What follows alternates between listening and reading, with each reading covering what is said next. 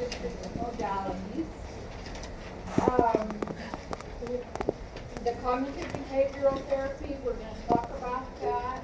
I know that you know that people have group therapy, that have individual therapy, support groups. And this is one that was kind of interesting to me, but it probably makes perfect sense to you all. It just hadn't occurred to me. Parents of murdered children group then.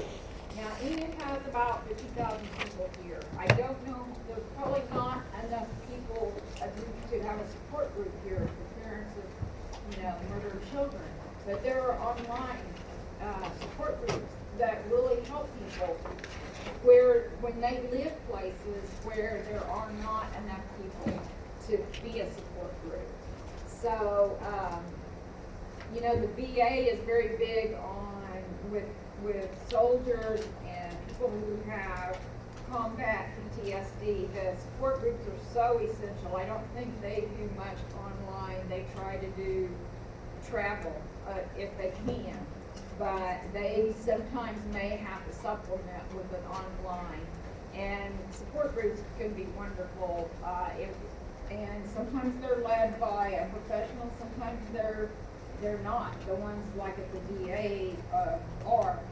But most of the, support groups like Alcoholics Anonymous are typically led by a recovering or someone who's in recovery from their alcoholism. So anyway, and then the therapeutic milieu that we're going to talk about is a form of treatment that goes along with counseling and medication as well.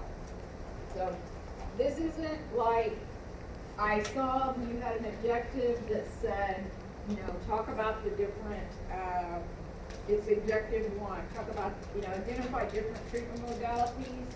And I could have just let you search through the book on your own, but I thought, like they did last year, I guess. But I thought, these are such nice people. I think I'll just do it. So I know adding slides, you guys hate for people to add slides, but sometimes it's actually very kind of us to add slides. Just because we can fit these all. So now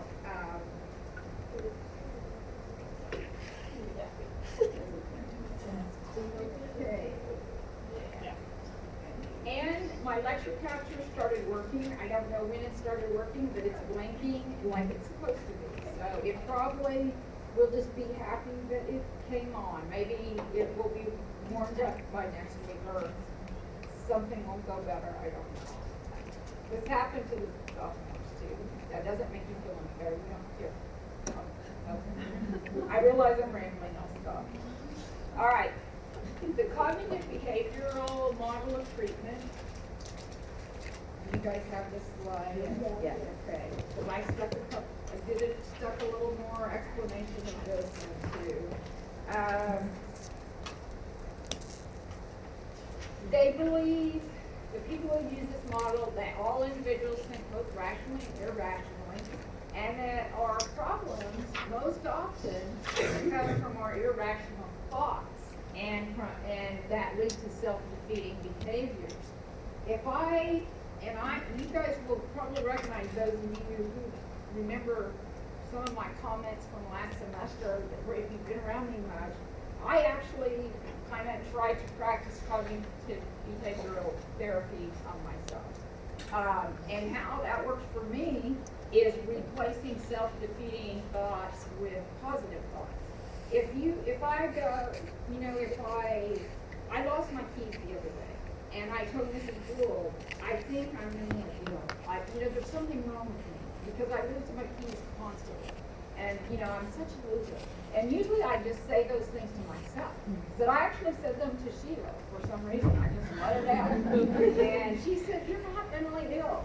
Thank you, Sheila. She's not here, but, yeah. So, that's how and then I'm like, that is self-defeating. If you set yourself up to fail, if you criticize yourself, if you tell yourself, I'm not smart enough to do this, I don't have the energy, I'm too old, I'm too young, whatever negative things you say to yourself, you need to start listening. Listen to your internal dialogue, and anytime you say something rude to yourself, cut it out. Say something good to yourself. And if you practice that, you'll have more success. So, and I'm kind of bad about it. And I did have a parent who was extremely critical. I'm the mentally healthiest of the three siblings, and I'm a little shaky sometimes. So, a lot of that it came from, we have some self-defeating dialogues that came from our childhood. If parents tell you you're stupid, tell little children, that they're idiots and they're dumb and they're never going to amount to anything, those children grow up with some problems sometimes. But it can be changed if they can learn to change their internal dialogues. So anyway, so you can change your self-defeating behaviors that come from your irrational thoughts. If you have unreasonable expectations of yourself, you have to be perfect.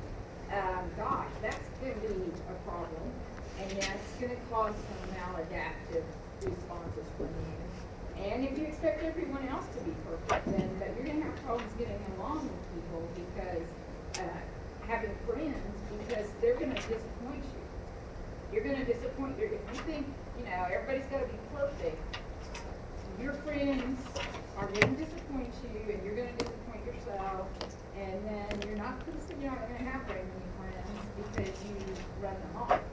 So, we bring about a lot of our own problems, even if we're not actually mentally ill, we're just quirky people. So, cognitive behavior training helps people accept themselves, stop blaming themselves, recognize that flaws and imperfections are just what make us unique individuals, and replace those maladaptive thoughts and actions with adaptive ones. So it's really good stuff. And you can use it on yourself. If you have tough anxiety, you need to start working on saying good things to yourself instead of, if you're sitting out there waiting to start a test saying, I'm going to fail, that's not good. I'm not smart enough to do this. I'm never going to become a nurse. You don't want to say those things to yourself. You want to say good things to yourself. Okay. Now I did add this slide because I looked at those objectives and I thought I need to write in a little bit more about what mental health nurses do. So in CBT, some of the things you do is help them work toward goals, improve self-esteem, improve coping skills, improve relationships, and of course, their therapists are going to have taught them some strategies for recognizing those irrational thoughts and replacing them and with more productive ones. So you're going to reinforce things. If you hear somebody say something bad about themselves, like I'm a loser, you're going to be therapeutic and say, I see lots of good things in you. You just threw away so-and-so's dinner tray after they finished eating. You're kind to people, or you're going to say something positive to them to make them feel better.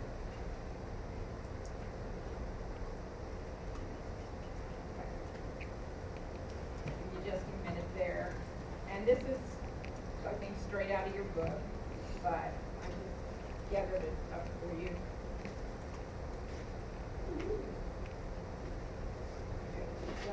Anxiety, a little worried about time, so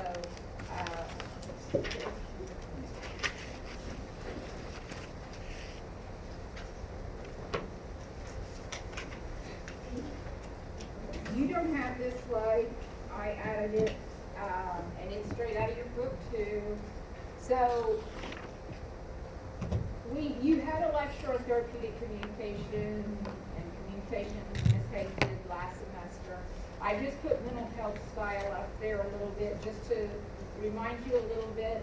It's all the same, but to remind you that person's experiences that they've grown up with, that they've had in their life, affects how the communication, how they communicate and how they listen to you or don't listen to you. Gender has a little bit to do with communication style, culture, values and beliefs. And then from the nurse's perspective, really, we have a purpose kind of for the interaction most of the time we initiate it. The client may have a purpose. They talked about at our orientation at Meadowlark yesterday about manipulation, that students can expect clients to ask you for things, to test you. And a lot of them, even though they're children, have learned to be manipulative. And so they're going to see if it's going to be successful. We want to break that practice. We want them to stop being manipulative, so we're not going to, if they say, do you have a piece of gum, and I pull out a piece of gum and hand it to them, I think that didn't hurt anything. Well, really, yes it did, because I fed into their testing every stranger that walks by to get something from that person. And I don't want to encourage that behavior. And then the physical and emotional context, I guess I took that straight off the book because I'm having trouble with the physical context.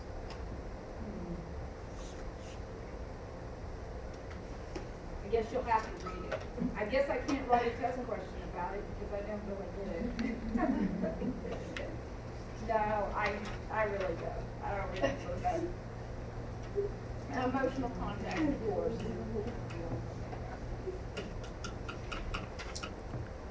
Okay, so I added this to give you some more information on therapeutic communication on the nurse. Use vocabulary that's so you kind of assess a person. Maybe you hear them talking to other people, and you get an idea of their educational background, even if they have not told you their educational background, even if they can't tell you. They don't even remember whether they graduated from high school. They're having a manic phase, and they can't stop doing whatever they're doing long enough to talk to you. But if you hear them talking to somebody who's not even there, you can get an idea of their vocabulary. So you adapt a little bit to the client. And then you consider the effects of his or her illness. If they can't focus very long, you're not going to talk very long, are you? You're going to have to keep it brief. And now the content themes and mood themes, this is actually kind of important. And so I'm going to direct you to a page in your book that talks about this specifically. If I can find it. I have a couple of little flags.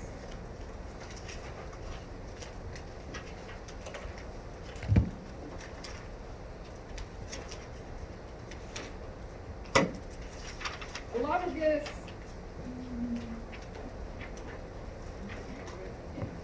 okay. Well, content themes. So if I am talking to someone and that person says to me, okay, get out your little piece of paper with your triangle on it, and on the right side of the paper, put content themes. So, and we're going to look for losses, actually. So you can even write losses. Okay, so every time I say something that's a loss, just write it on your paper. So the client says to me, 30 years ago, I was watching my little boy. He was 5 at the time, and he was playing outside, and I went into the house to get something cold to drink, and he was abducted and murdered while I was in the house. My wife blamed me, of course, no more than I blame myself, but she certainly blamed me, and she divorced me. I couldn't really deal with it all, and I started drinking a lot, and I started buying Xanax on the street, and I got fired from my job. So, I really have nothing left to live for. So, that would be a that person, the content theme of that conversation is losses, isn't it? That person suffered quite a few losses. Now the mood theme, okay? I guess we're talking about there are also feelings associated with the content themes, and I said here maybe it's anger, maybe it's shame, maybe it's guilt. I think there's a lot of guilt there. He says, my wife blamed me no more than I blame myself, you know. And maybe shame. I don't know how much difference there are between guilt and shame. I know he probably felt like a failure as a parent. The mood, though, if the person was crying or looked very sad, if there was sadness in their voice, in their expressions, is that what you would expect someone who was talking about their child being murdered to have, that kind of mood, to be sad? Okay. Now, if the guy said, you know, some freak stole my child and murdered me 5 years ago, and I'm just unlucky like that, you know. I'm like that, and that's why I never go to Las Vegas. I can't win, you know. And and then tells a joke and laughs and talks. You would say that person's mood theme was not sad. That person would be kind of average, and that's something I would consider incongruent, because I expect somebody talking about something like that not to make a joke and say, you know, I'm just one of those unlucky people, you know, I stay away from Vegas because of that. You know, that's kind of like making a joke, like, yeah, my kid was murdered and I'm unlucky at cards. Well, gee, that seems a little inappropriate, doesn't it? So, you might know some people who are talking about something really awful, but yet they're acting happy, so there's some incongruence there. Okay. Page 77, one of the students said. Thank you, Hannah. And that's kind of important when you go to your clinicals to be able to notice the difference, to notice content themes and mood themes. So, next, in working with an individual, we need to realize that clients do have a right to make decisions, and that they have to realize that they have problems. If you're trying to help an alcoholic who doesn't consider their drinking to be a problem, you're probably not going to get very far. You know, if someone, I have a niece who abused methamphetamine for, gosh, since she was probably 17 or 18, so it's been 12 or 13 years. Well, now she's bipolar because she's destroying her brain. But she really likes to be manic. It's fun to be manic. So she doesn't consider that a problem. Plus, she's skinny when she's manic. So she won't take her mood stabilizing pills, which is very classic of people who are bipolar. Because when they're in the manic phase, it's fun and they have tons of energy and full of life. And when they cycle downward, or if they take the medication that levels them out, they feel flat and lethargic. Sometimes they gain weight. Most of the medications. Lithium is often prescribed. It's the oldest medication for bipolar. It is the cheapest by far. And Medicaid kind of insists that people take it, and people who are poor usually take it. It tends to make some people, they can have some blood disorders, so they have to have their blood drawn fairly often, and they usually gain a little weight. So a lot of people won't take their lithium. So anyway, they have to recognize that they have a problem. They have to desire change. For any of us to really be able to be very therapeutic with them. You know, you can say something like, when you're ready, we'll be here, but you cannot try to force change upon someone who doesn't want to change. So collaboration has a reasonably good chance of affecting some enduring change. If it's coercion or compliance, there's very little chance of major change that lasts. And I tweaked that slide just a little bit because the example in your book is like sometimes people will agree to make small changes because in order to get out of the hospital, to get out of jail, they'll stop hitting people, they'll stop cursing at people. But a lot of times they'll go back to doing those things as soon as they get out.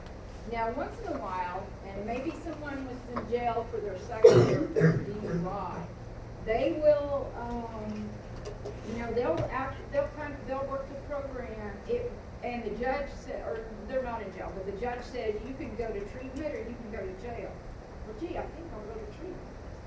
And they might, but that's an example of compliance or coercion. I'm not sure exactly. It's one or the other. So that's kind of like it wasn't their idea. Coercion is if I say, I'm going to divorce you if you don't go. That is clearly coercion.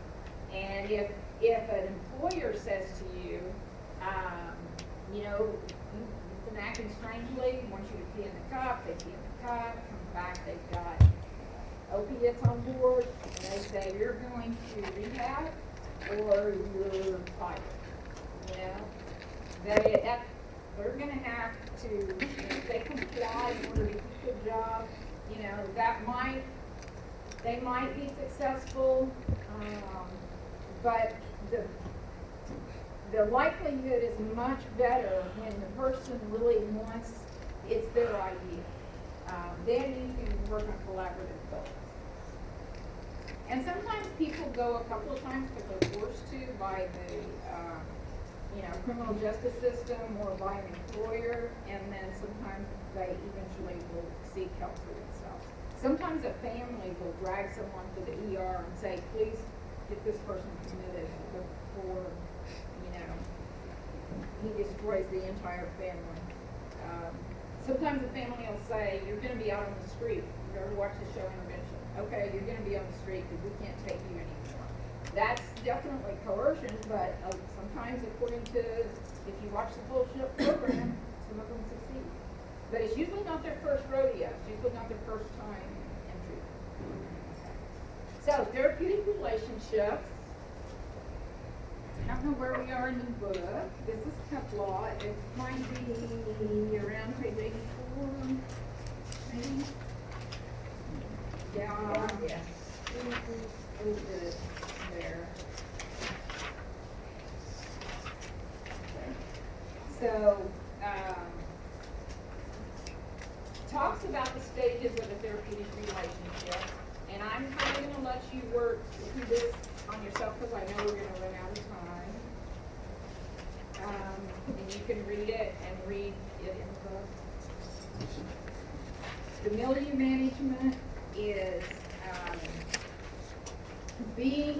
it's not really just custodial care. We like making sure people take baths and brush their teeth and comb their hair and stay safe. That's part of the milieu, but the milieu really encourages self-responsibility, encourages people to work on their communication skills, and so we use the environment as a tool for recovery.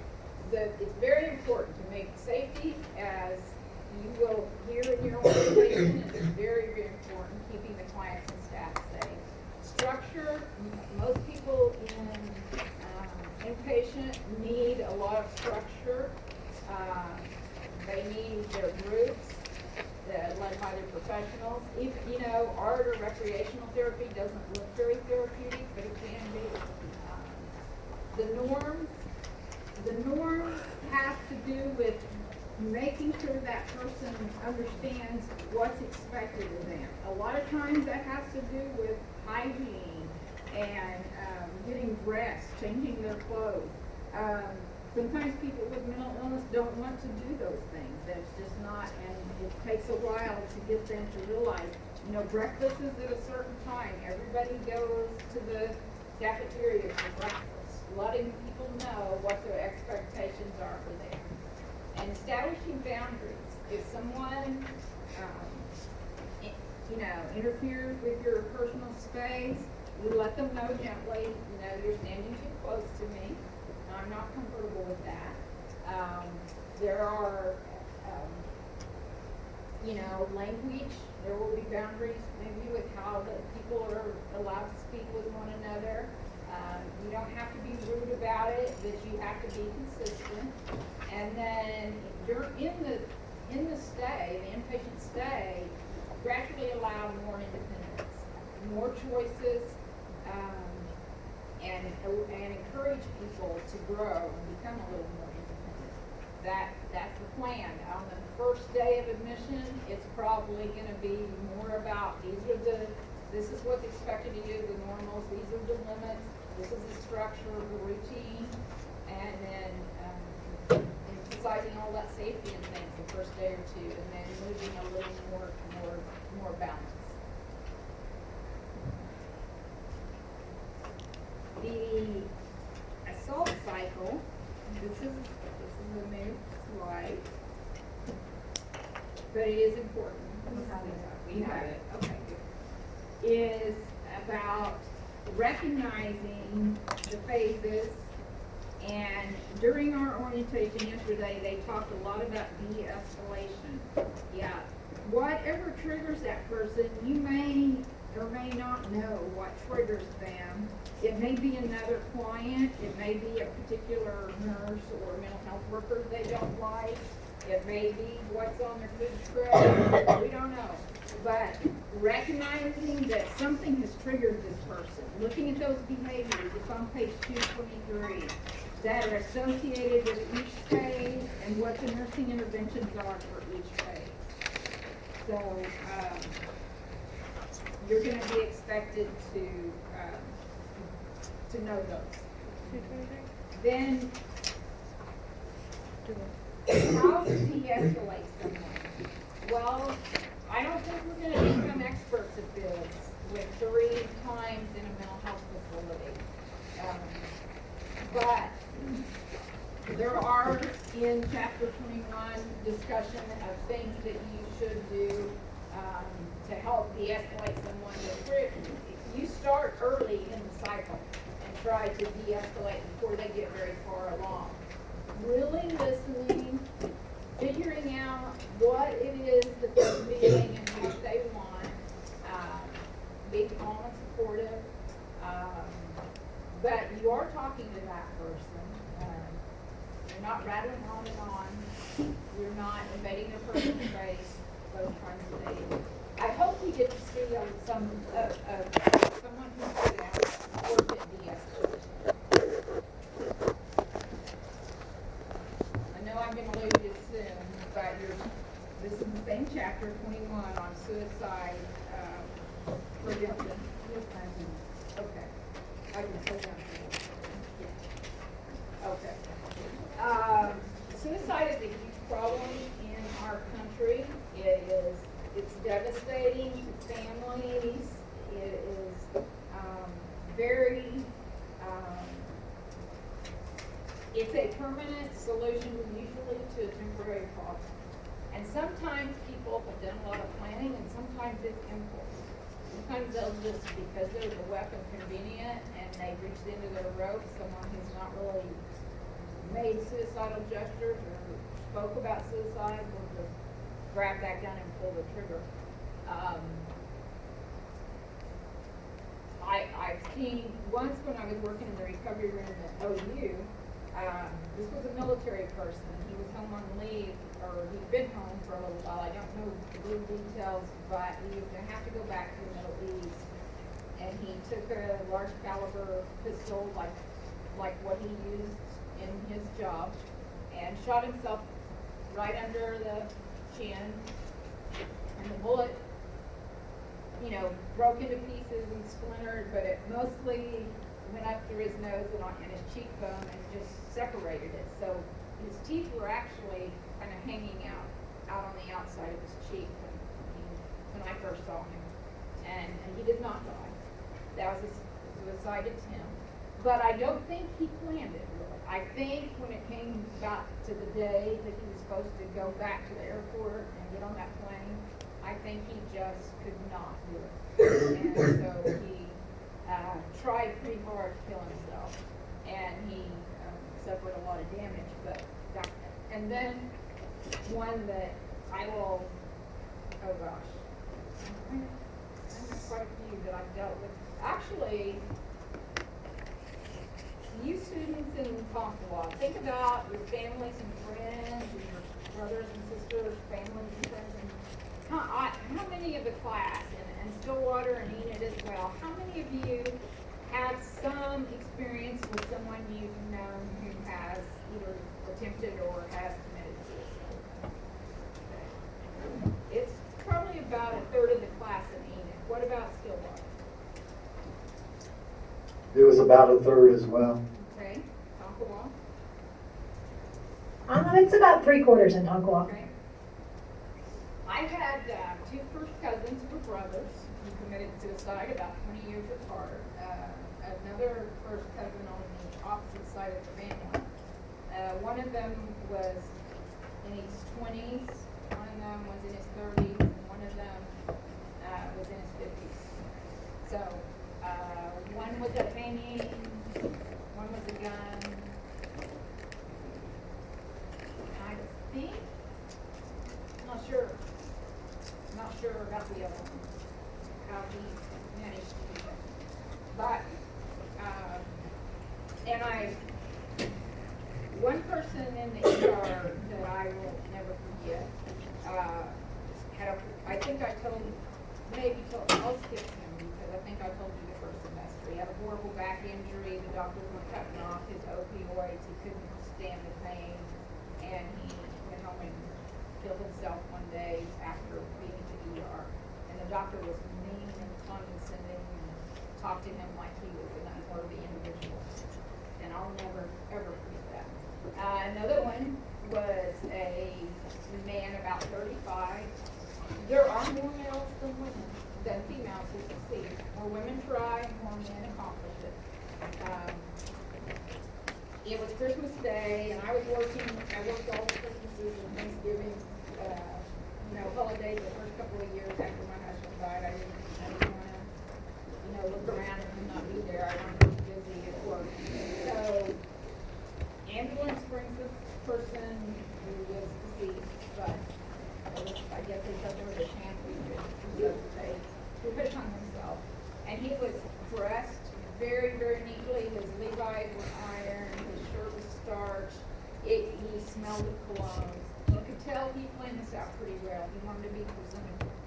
And he came here for Christmas to see his children. His wife had moved a few hundred miles, his ex-wife away from him, had a divorce on him. And he got to spend a couple of hours with his children, and then he went and hung himself in a room somewhere. A hotel, I guess. But I was just struck by how neat he was. Shaved, smooth, just as smooth as could be. It was very clear he had thought about it. And sometimes people have, but sometimes they haven't. I've seen a lot of suicide just as an individual and also as a nurse, and it is very, very rough for the survivors. And a lot of times it's so unnecessary. Like I said, he probably could have found a job here and was with his children, and he could have done something different than kill himself. The one, the chronic back injury, gosh, that was unnecessary too. I think it's all, well, I don't say it's all unnecessary. I think if I had a terminal illness, I might decide, hey, I'm going to take this bottle of fentanyl, or I don't think it was that way, but whatever. If I got to the point that I couldn't deal with it anymore, I might do that. Military personnel, high risk. Teens and young people, it's the second leading cause of death. Elderly white males, a lot of them have guns, particularly those who live in rural areas, high risk. These are additional risk factors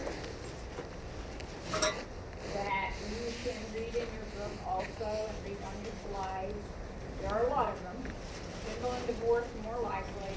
Ethnicity, more Caucasians and Native Americans. Protestants more than other religions. Someone who's being bullied has come to the forefront. more in the last decade, I would say, than there ever was before. Sexual orientation, people who are gay, commit suicide more than people who are not. Transgender, maybe that has to do with being bullied or harassed. Occupation, healthcare workers, law enforcement, military, all high risk. So you've got a couple of slides here for things you would look for in your assessment. And the book emphasizes that hopelessness and having no purpose, feeling that they have no purpose and that there's no way out. Lost them?